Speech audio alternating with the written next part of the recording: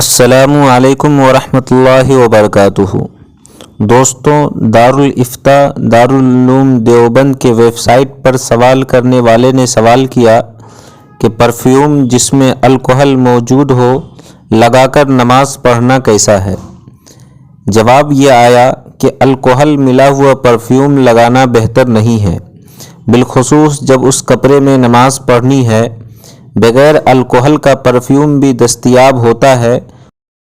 جہاں تک جائز یا ناجائز ہونے کی بات ہے تو اس میں یہ تفصیل ہے کہ اگر انگور، کھجور، چھہارے، کشمش سے بنا ہوا الکحل ہے تو یہ نجس ہوتا ہے، اس کا لگانا جائز نہیں ہے، کپڑا ناپاک ہو جائے گا۔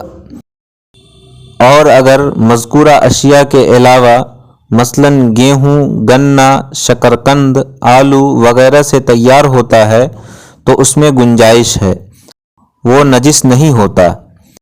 اسی طرح اگر کیمیکل سے تیار کیا گیا ہو تو اس کے لگانے کی بھی گنجائش ہے۔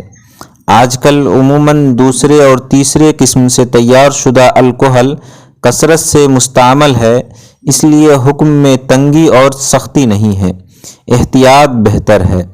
اور جو یقینی معلوم ہو کہ پہلے قسم یعنی انگور وغیرہ سے تیار شدہ ہے تو پھر احتراز کرنا ضروری ہے۔